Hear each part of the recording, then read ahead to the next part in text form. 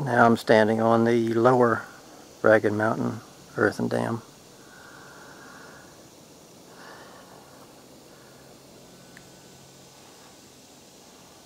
And up there on the hill is a house that people are familiar with. Has a turnaround. And that's the downriver side of the dam. And the spillway is on the other side, and that's where I'm heading. So this is the 23rd of July, and there's another clip on this site that after a very heavy rain that prompted flood alerts, there was about 2 to 3 inches running down this spillway for the lower Ragged Mountain, and as you can see right now, it's dry. So that's an indication that the terrain, the topography, or the soil, whatever you want to call it, up here at Ragged Mountain is very porous. And that's why, by itself, this dam would never fill up, let alone adding 17 feet or adding 45 feet to the height of the dam, or to do a new dam. This dam would never fill up and stay full because the water leaks through the soil, underneath, around, everywhere.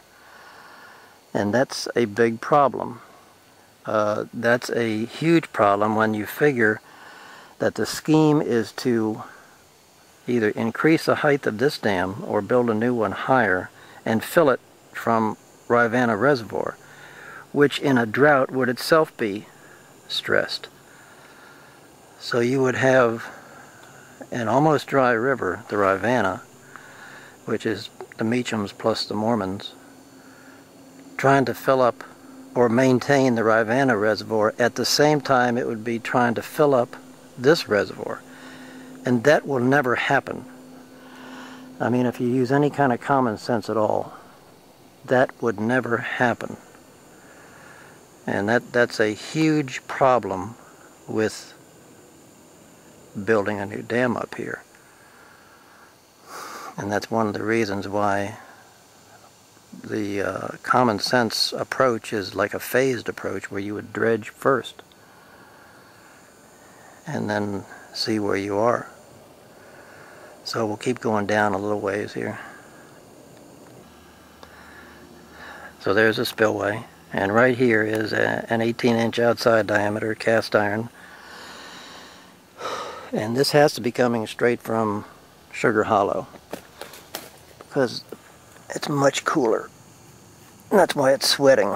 And the water up at Sugar Hollow is really cold. So what probably happens is the 24-inch pipe at some point branches off an 18-inch, as you saw before, up from the upper Ragged Mountain Reservoir, and an 18-inch coming down here, which probably bypasses the reservoir altogether. And I would assume goes straight to UVA. But once again, you can see the condition of the pipe. There's nothing wrong with this pipe.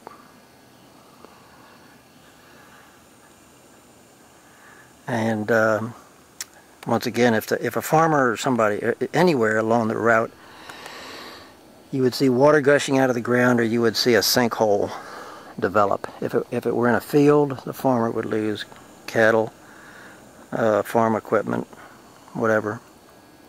So this pipeline is in excellent shape.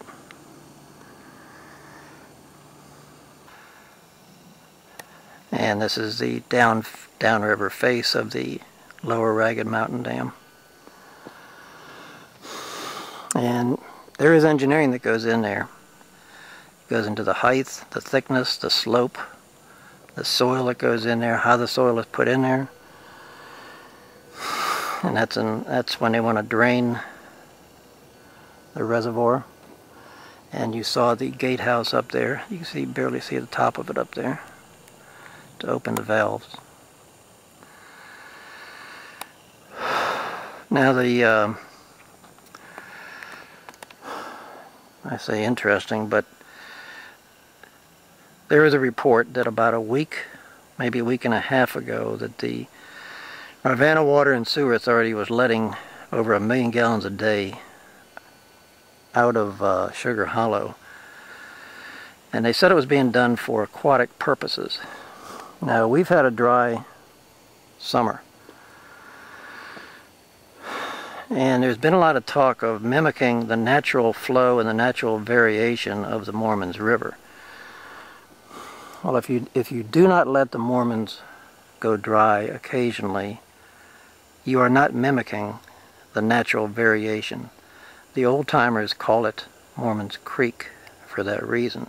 They don't call it Mormons River, because it does dry up. Now, every summer, about this time or just before, it's sort of usual to draw down the reservoirs in anticipation of the tropical storms that come through here during the summer and early fall. But it seems to me that in the priorities, the people should come before aquatic life. And releasing water down the Mormons, at the very least, should have a public notification, so we don't get into this mistrust of people who are advocating for dredging as the first step, thinking that the dam proponents are pulling a fast one by trying to draw down the reservoirs and then saying, look, we don't have enough water for the community, and that's why we need a new dam. So, at the very least, if RWSA is going to do releases of 1 million gallons a day or more, they absolutely should notify the public and explain their actions.